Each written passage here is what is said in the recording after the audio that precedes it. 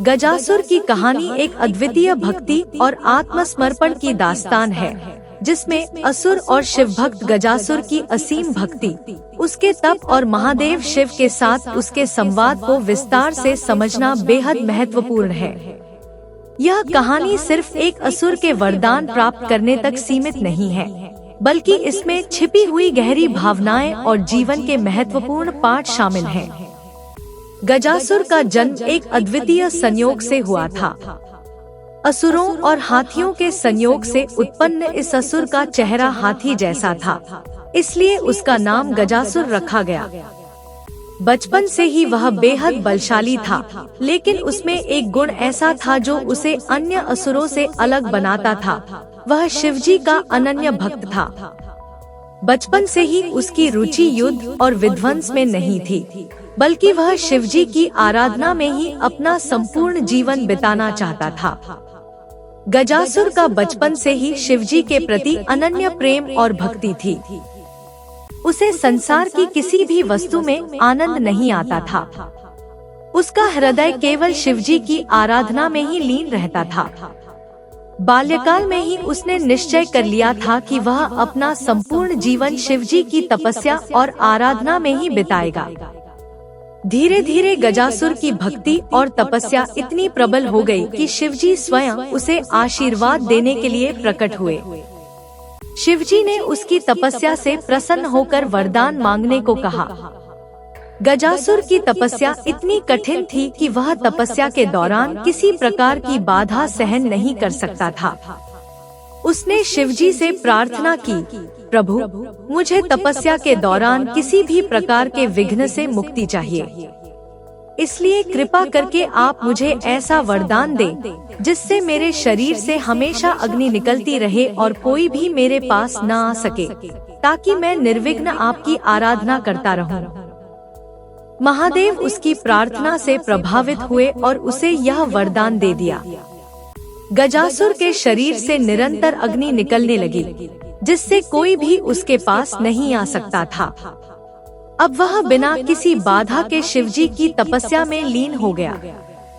गजासुर ने हजारों सालों तक घोर तप किया। उसकी तपस्या इतनी प्रबल थी कि शिवजी एक बार फिर उसके सामने प्रकट हुए और उसे आशीर्वाद देते हुए कहा, मैं तुम्हारी तपस्या से अत्यंत प्रसन्न हूँ। बोलो, अब तुम क्या वरदान मांगते हो?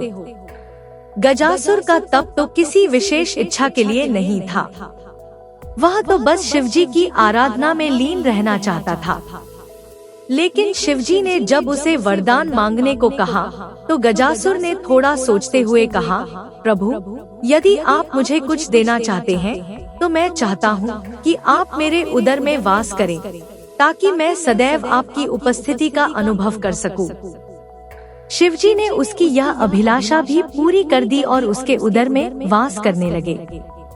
गजासुर को अब इस बात का गर्व था कि स्वयं महादेव उसके पेट में निवास कर रहे हैं। शिवजी के गजासुर के उदर में समा जाने के बाद माता पार्वती को अत्यधिक चिंता होने लगी। उन्होंने पूरे ब्रह्मांड में शिवजी को ढूंढा, लेकिन उन्हें कहीं भी उनका पता नहीं चला। अंततः उन्होंने भगवान विष्णु का स्मरण किया और उनसे मदद की प्रार्थना की।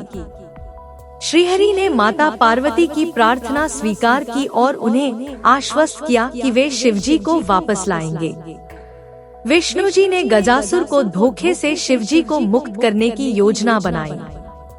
उन्होंने नंदी बैल को नृत्य का प्रशिक्षण दिया और फिर उसे सजाकर गजासुर के सामने भेजा। श्रीहरि स्वयं एक ग्वाले का रूप धारण कर बांसुरी बजाने लगे। नंदी ने बांसुरी की धुन पर ऐसा अद्भुत नृत्य किया कि गजासुर बहुत प्रसन्न हो गया। गजासुर ने ग्वाले के रूप में आए श्रीहरि से कहा, मैं तुमसे बहुत प्रसन्न हूँ। इतने वर्षों की तपस्या से मुझे वैराग्य हो गया था, लेकिन तुमने मुझे फिर से प्रसन्नता का अनुभव कराया। इसलिए तुम मुझसे कोई वरदान मांग सकते हो।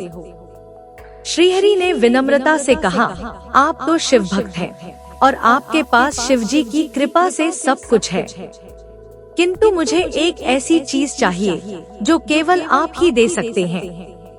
गजासुर ने गर्व से कहा, तुम मुझसे शिवजी जैसा कुछ भी मांग सकते हो। मैं तुम्हें तुम्हारी इच्छानुसार वरदान दूंगा। श्रीहरि ने गजासुर से कहा, मुझे शिवजी को तुम्हारे उदर से मुक्त करने का वरदान चाहिए। गजासुर समझ गया कि यह ग्वाला कोई साधारण व्यक्ति नहीं है, बल्कि स्वयं भगवान विष्णु है। उसने वचनबद्ध होकर शिवजी को अपने उदर से मुक्त किया। गजासुर ने शिवजी से एक आखिरी वरदान मांगा, प्रभु, मैंने कभी आपको उदर में रखने का उद्देश्य किसी अहित के लिए नहीं किया था। मेरा एकमात्र उद्देश्य था कि मैं सदैव आपकी संगति में रहूं। अब जब आप मुझे छोड़ रहे हैं, तो मेरा जीवन व्यर्थ हो गया है। कृपा करके मुझे ऐसा वरदान दे कि मेरे शरीर का कोई अंश सदैव आपकी पूजा में सम्मिलित हो।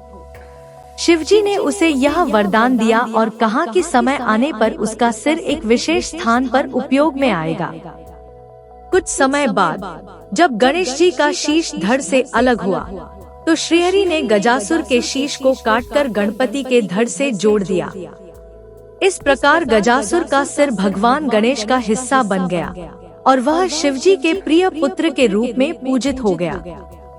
गजासुर ने अपने जीवन का उद्देश्य प्राप्त कर लिया और उसकी भक्ति के कारण उसे अमरत्व प्राप्त हुआ।